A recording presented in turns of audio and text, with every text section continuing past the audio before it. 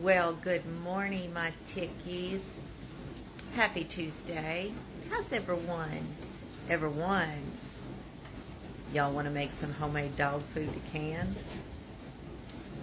Yep, we're gonna. My little old man Caesar's gonna be 13 years old this year, and he's struggling with his appetite. So he really liked the fresh food in a bag, and it's really expensive, and there's still kind of a lot of stuff in it. So what did I do? Y'all, pulled out my cell phone, looked up my handy dandy Pinterest, and found me a couple of recipes that you can for long-term storage. So let's turn you around and we'll show you which one we're going to do first. All right, so we are doing a turkey recipe, and this one basically calls, this is about a 10-cup recipe is what they're stating, and it should be, I think they said 40, 30, 30. So 40% meat, 30% starch, 30% vegetables. So in this, it would be 4 cups of meat, 3 cups of starch, 3 cups of vegetables.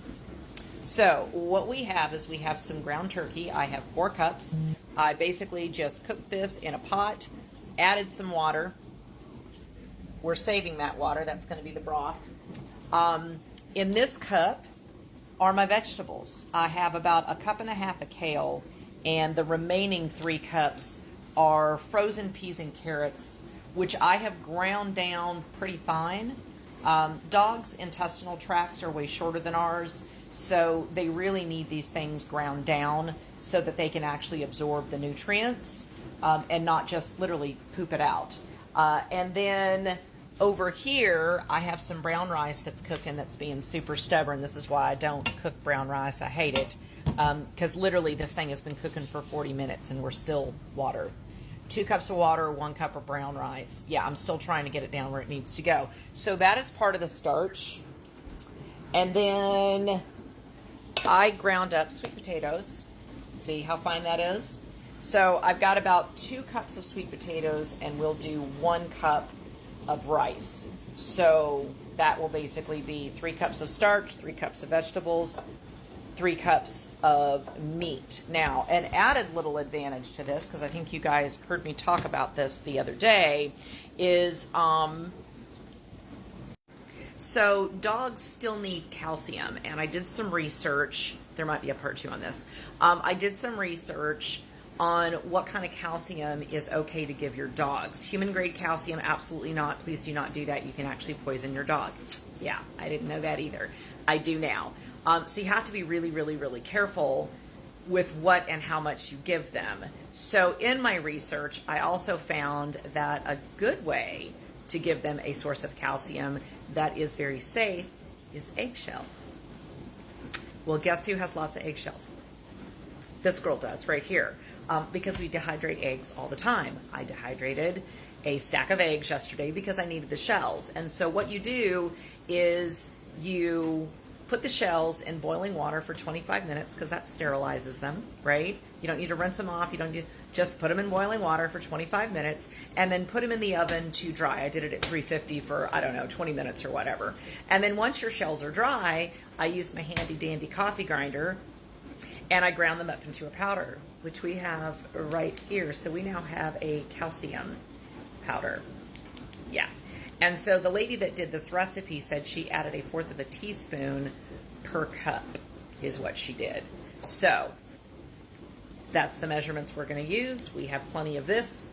So what's going to happen is when that rice is done, Jesus, for the love of God, I am processing my jars right now in the washing machine Jesus Christ, in the dishwasher.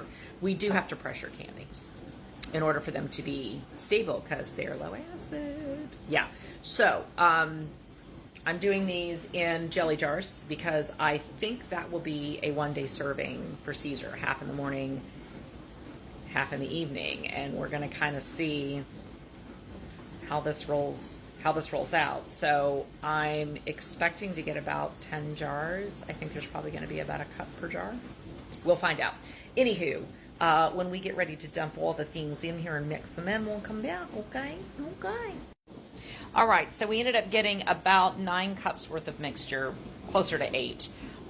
So at a 1/4 teaspoon per cup, that's going to be 2 teaspoons. So I've got the meat, I have the sweet potatoes and rice, and then the vegetables. I put 1 teaspoon on the top. I'm going to mix it around, and then we'll put the other teaspoon. All right, there we go. We have all the mixture done together right now.